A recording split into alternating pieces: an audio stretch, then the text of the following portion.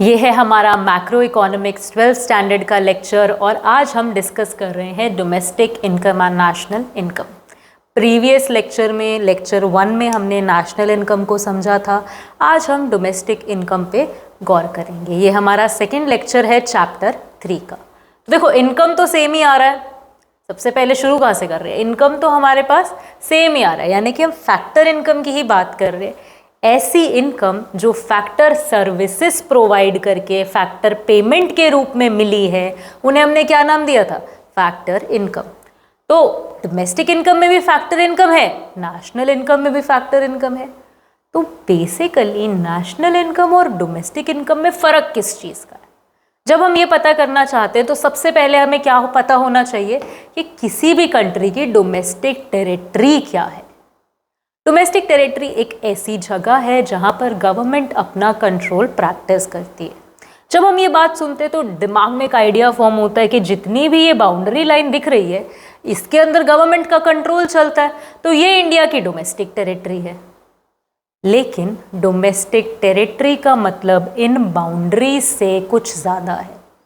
India की इस boundary में भी कुछ ऐसे एरियाज हैं जहां पर गवर्नमेंट अपना कंट्रोल प्रैक्टिस नहीं कर सकती, जो गवर्नमेंट की डोमेस्टिक टेरिटरी नहीं होगी। कौन सी जगह है? देखो कुछ एग्जाम्पल हम देख सकते हैं।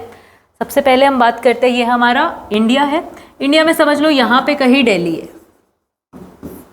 अब दिल्ली में बहुत सारी कंट्रीज़ की एम्बेसीज लोकेटेड है। फ्रांस की एम्बेसी, अमेरिका की एम्बेसी, जापान की एम्बेसी। एम्बेसी क्या होता है हमने लास्ट लेक्चर में भी बात की थी। ये ऐसे ऑफिसेज होते हैं, ऐसे रिप्रेजेंटेटिव बॉडीज़ होती हैं दूसरी कंट्री की, जो कि बेसिकली दो कंट्रीज़ में कम्युनिकेट करने में हेल्प करती हैं। इंडिया को अगर फ्रांस से बात करनी है तो वो फ्रेंच एम्बेसडर से बात करता है, फ्रेंच एम्बेसी में जाके बातचीत पॉसिबल हो सकती है। Right, okay. तो एम्बेसी हमें पता लग गया।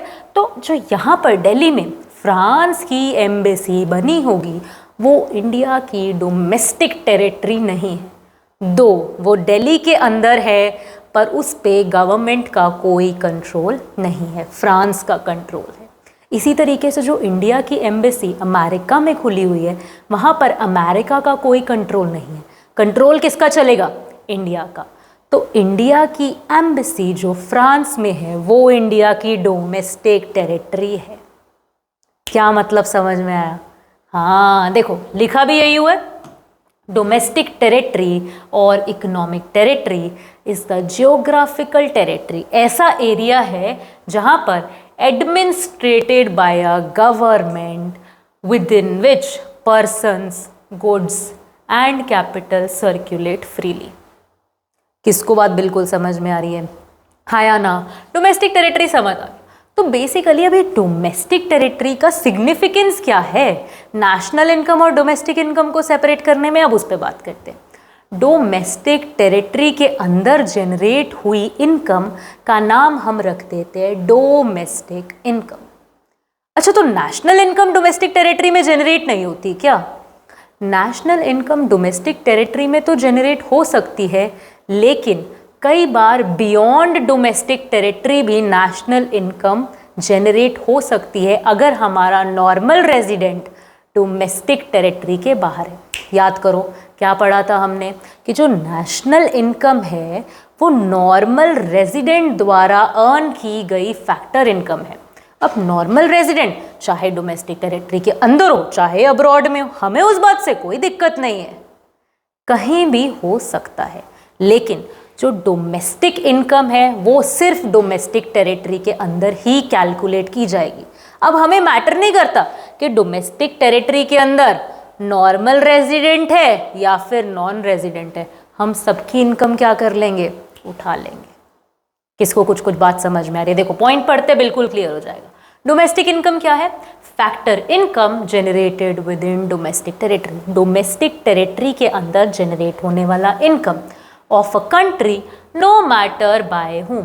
हमें फर्क नहीं पड़ता कोई भी जनरेट करे, पर हमारी डोमेस्टिक टेरिटरी के अंदर ही जनरेट हुई है तो वो क्या है? Domestic income. चाहे रेजिडेंट करे चाहे नॉन रेजिडेंट करे। नेशनल इनकम क्या थी? फैक्टर इनकम थी generated by normal resident of a country no matter within the domestic territory और आउटसाइड। डोमेस्टिक टेरिटरी के अंदर करे या बाहर करे, पर करेगा कौन? सिर्फ नॉर्मल रेजिडेंट।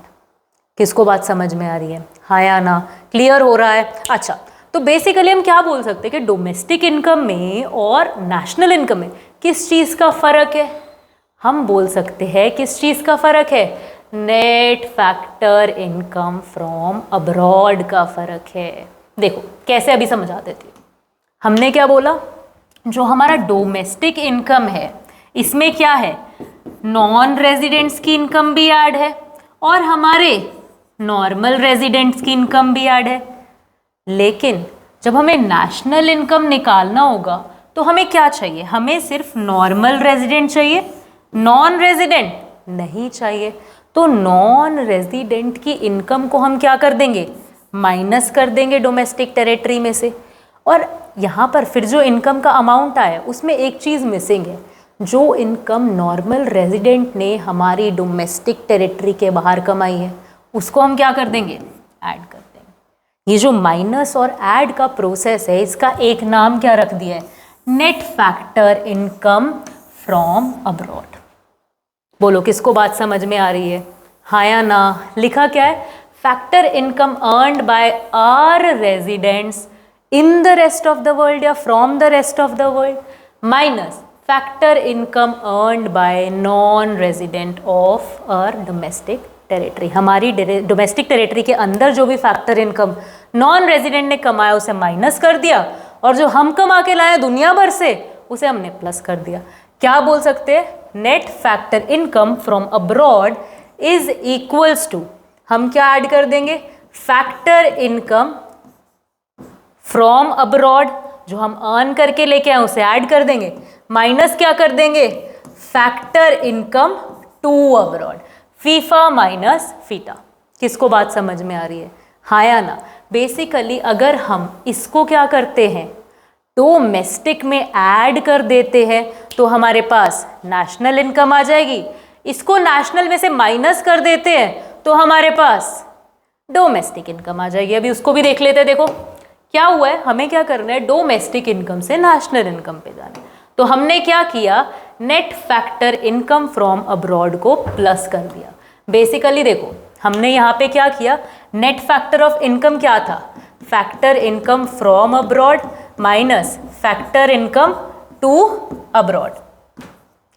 इसको मैंने ऐड किया, मतलब डोमेस्टिक इनकम में फीफा को ऐड कर दिया एंड फीटा को माइनस कर दिया। तो मेरे पास किसकी वैल्यू आ जाएगी बताओ? नेशनल इनकम की। बात समझ में आ रही है? अच्छा, अगर मुझे दूसरी तरफ जाना हो, नेशनल इनकम से डोमेस्टिक इनकम पे आना हो, तो मैं क्या करूंगी? नेशनल इनकम में से net factor income from abroad को माइनस कर दूंगी। फिर से एक बार चेक कर लेते। देखो क्या है हमारे पास? FIFA minus FITA.